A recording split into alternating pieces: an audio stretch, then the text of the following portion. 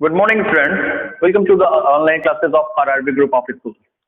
Hope that you will be safe at your home in this increasing pandemic creation, a new kind of variant, Omicron. So, let's go to our topic. And today's topic is the ailing planet. Today's topic is the ailing planet. It is written by Nani Palkhiwala.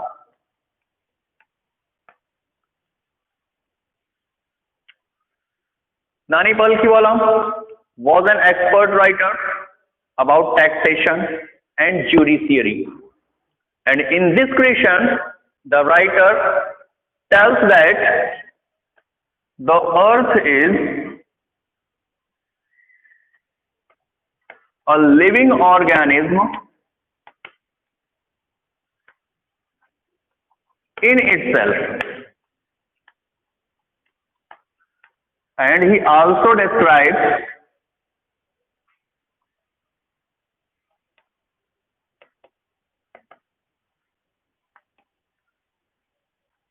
the deteriorating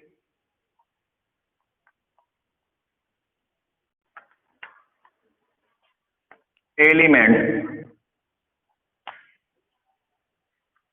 So, the ailing planet,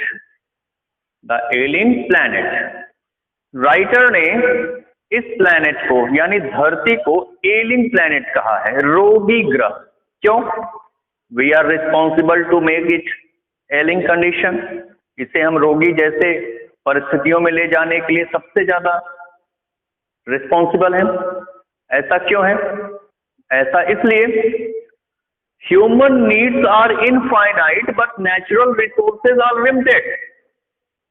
मनुष्य की जो आवश्यकताएं हैं वो असीमित हैं, उनका कोई अंत नहीं है। But natural resources are limited. लेकिन प्रकृति के जो संसाधन हैं, जो प्राकृतिक संसाधन हैं, वो सीमित हैं। And that is the cause of creating the imbalance condition in the environment. और यही एक ऐसा कारण है जो पर्यावरण में असंतुलन की स्थिति को उत्पन्न कर रहा है।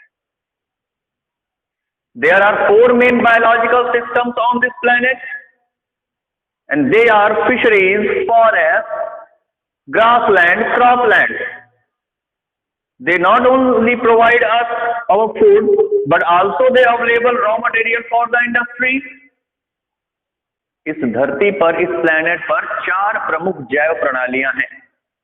फिशरीज, मछली पकड़ना, फॉरेस्ट, जंगल, ग्रासलैंड, घास का मैदान, एंड क्रॉपलैंड, और ऐसी जमीन जहां पर खेती की जाती है। But we are dominating on these systems. इन सभी सिस्टम्स पर हम अपने आप को डोमिनेट कर रहे हैं, अपना अधिकार जमा रहे हैं। And when this domination goes on the crest point, on the peak point, it happens. जब ये हमारा अधिकार अपने चरम बिंदु पर पहुंच जाता है तो क्या होता है बेटा? फिशरीज कोलैप्सेस, मछली पकड़ने का उद्योग जो है वो समाप्त हो जाता है। Cropland converts into barren land, जो खेती की उपजाऊ जमीन है। ग्रासलैंड जो है वो बंजर भूमि में बदल जाते हैं। एंड फॉरेस्ट डिसअपियर, जंगल जो है वो समाप्त हो जाते हैं। So the chapter starts with the statement of Nani Palkhiwala that no one is able to remember any other moment in the history of humanity which gripped so completely the imagination of entire human race as the Green Movement did, which was started in 1972 when a nationwide party named Green Party was formed in New Zealand, and once the movement started, it never looked back. नानी पालखीवाला कहते हैं कि कोई भी व्यक्ति किसी ऐसे दूसरे आंदोलन को याद नहीं कर सकता जिसने संपूर्ण मानव जाति की कल्पना शक्ति को इतनी तेजी के साथ जकड़ लिया हो, जैसे कि ग्रीन मूवमेंट या हरियाली आंदोलन ने किया था। That was started in 1972 when a nationwide green party was established in New Zealand. जब 1972 ईस्वी में न्यूजीलैंड में ग्रीन पार्टी नाम की एक पार्टी को स्टेबल किया गया, उसको फॉर्म किया गया, और एक बार जब ये आंदोलन शुरू हुआ तो इसने कभी पीछे मुड़कर देखा नहीं. One of the early commissions, which was known as Benn Commission, and Mr. L.K. Jha, who was a famous Indian, was also a member of this commission. Ben commission, जिसमें एक प्रसिद्ध भारतीय मिस्टर एल.के. झा भी थे सदस्य के रूप में. And in the first report of this commission a question was put. Ben commission की पहली रिपोर्ट में एक क्वेश्चन पूछा गया था, और वो क्वेश्चन क्या था? Are we going to leave for our successors a scorched planet, advancing dessert,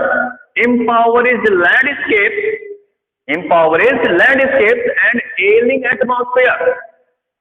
कि क्या हम अपने उत्तराधिकारियों के लिए, उत्तराधिकारियों का मतलब बेटा for the upcoming generation, are we going to leave, क्या हम छोड़ने जा रहे हैं फॉर अवर सक्सेसर्स, अपने उत्तराधिकारियों के लिए, अ स्कॉच प्लैनेट, एक जला भुना हुआ ग्रह, advancing desert, where the deserts are increasing day by day, जहां दिन प्रतिदिन मरुस्थल या रेगिस्तान की संख्या बढ़ती जा रही है, एलिंग एटमॉस्फेयर, रोगियों जैसा वातावरण, एम्पावरिंग लैंडस्केप, घटिया जमीन. तो certainly we should not want to do that, हम ऐसा नहीं करना चाहते, but we are still doing it, लेकिन हम ऐसा ही कर रहे हैं. We are using natural resources more than our need, प्राकृतिक संसाधनों का हम अपनी आवश्यकता से ज्यादा उपयोग कर रहे हैं. और बेटा ये उपयोग नहीं, इट इज कॉल्ड मिसयूज, ये दुरुपयोग कहलाता है. क्यों? In the zoo at Lusaka, Zambia, there is a cage where a slogan is put, the most dangerous animal of the world lives here. When you try to go inside the cage, there is no wild beast, instead there is a mirror where you can see yourself. Zambia के Lusaka city में एक चिड़ियाघर है, वहां पर एक उस चिड़ियाघर में पिंजरा रखा गया, और उस पिंजरे में लिखा गया है the world most dangerous animal, इस संसार का सबसे खतरनाक जानवर यहीं पर रहता है. पिंजरे के अंदर आप जाएंगे तो आपको वहां कोई जानवर नहीं मिलेगा, वहां पर आपको केवल एक दर्पण मिलेगा जिसमें आप अपने चेहरे को देख सकते हैं. तो इट मीन्स ह्यूमन रेस और humanity is the most dangerous animal of the world. मानव या मानव जाति इस संसार का सबसे खतरनाक पशु है. Who is creating a cause of disturbance in the environment, जो पर्यावरण में असंतुलन की या बाधा डालने की स्थिति को उत्पन्न कर रहा है. And in India deforestation is on a rapid speed. Bharat में भी वृक्षों को काटने की दर जो है बहुत तेज है. And in India we do not follow respect और ओबे द कॉन्स्टिट्यूशन. हम भारतीय भी इतने लापरवाह हो चुके हैं कि अपने संविधान का ना तो पालन करते हैं और ना ही उसका सम्मान करते हैं. क्यों?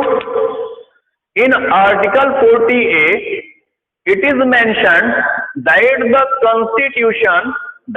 constitution will abolish casteism, untouchability and bonded laborship. भारतीय संविधान के अनुच्छेद 48A में ये कहा गया है कि हम अस्पृश्यता, छुआछूत और बंधुआ मजूरी जैसे बॉन्डेड लेबरशिप कहते हैं बेटा, उन सब चीजों को हम क्या करेंगे? खत्म कर देंगे. But after a long time of independence, they are still flourishing shamefully.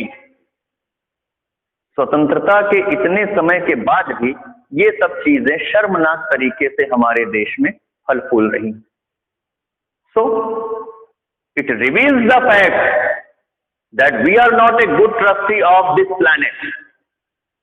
ये इस बात को शो करता है, इसे प्रकट करता है कि हम इस प्लेनेट के, हम इस ग्रह के एक अच्छे नागरिक नहीं है, एक अच्छे निवासी नहीं. Former president, former prime minister of UK and other countries told this fact that we did not get this planet as an inheritage, विरासत में हमें ये ग्रह नहीं मिला है, that we are free to use it according to our will, हम इसका अपनी इच्छा के अनुसार उपयोग कर सकते हैं। We have borrowed it from our children, हमने अपने बच्चों से ये उधार लिया है। तो it is our duty, it is our responsibility to preserve and protect it. ये हमारी जिम्मेदारी, ये हमारा कर्तव्य है कि हम इसकी सुरक्षा करेंगे, इसको संरक्षित रखेंगे। One of the early international commission, it was also mentioned that in a protein conscious and a protein hungry world, overfishing is a common thing, and in many countries, especially tropical forests, which are the energy boosters of progress, गर्म जलवायु वाले जंगल जो विकास के आधार हैं, वहां पर local forest के जो डिफॉरेस्टिंग रेट है वो बहुत ही ज्यादा है। We are losing 1 or 1 acre forest every second. हम 1 से 1.5 एकड़ जंगल हर सेकंड खोते जा रहे हैं। And what is the responsible cause for it? The responsible cause for it is overpopulation. Since the advent of humanity, जब से मानव का विकास हुआ है, तब से 1 अरब आबादी को पहुंचने में 10 लाख वर्षों का समय लगा। We took the time of 1 million years, 10 lakh वर्ष हमें लगे, and that was the particular population of the world in 1800.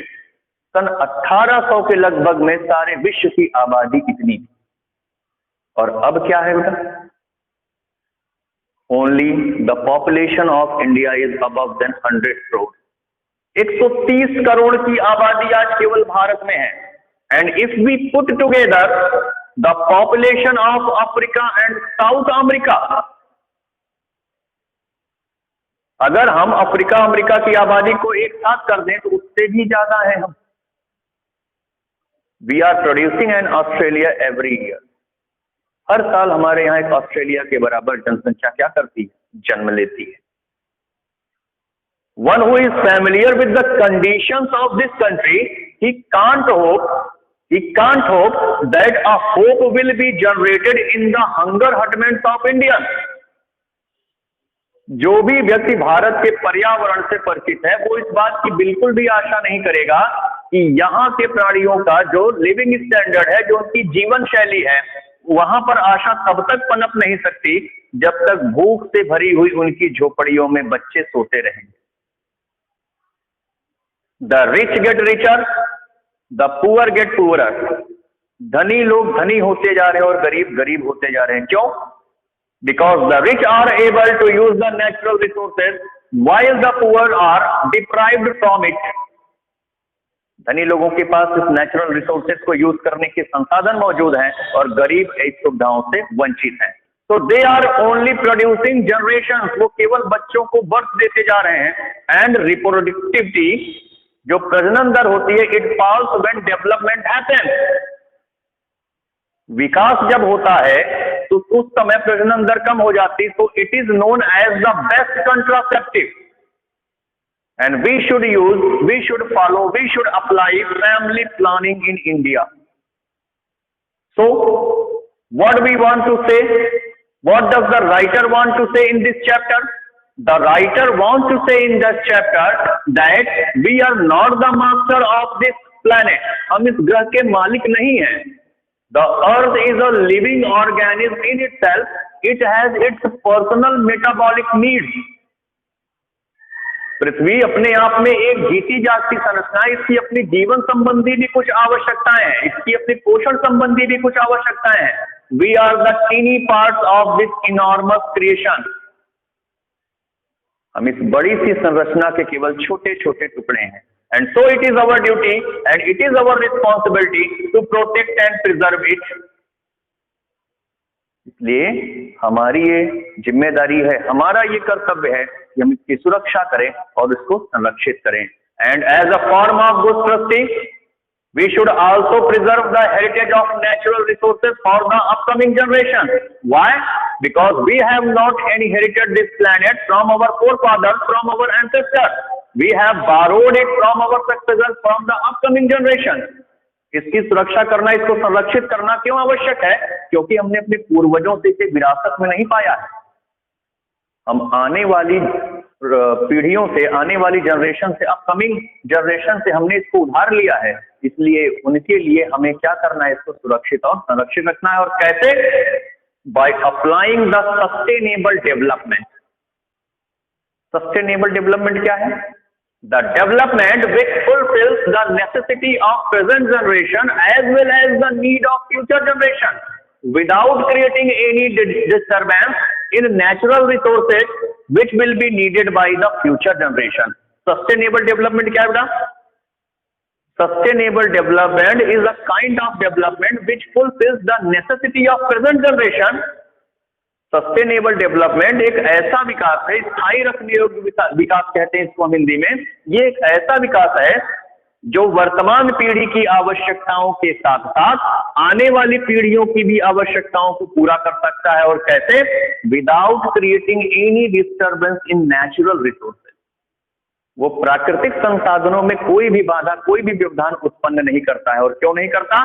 Because the natural resources will be needed by the upcoming generation. क्योंकि उन नेचुरल रिसोर्सेज की आवश्यकता किसे होगी? आने वाली पीढ़ियों को। So that is why, that is the damn reason we should protect and preserve it. So in this class, we learned the summary of the Alien Planet created by Nani Palkiwala, and in next class we shall see another summary of your textbook. Till then, goodbye. Have a nice day. Thank you.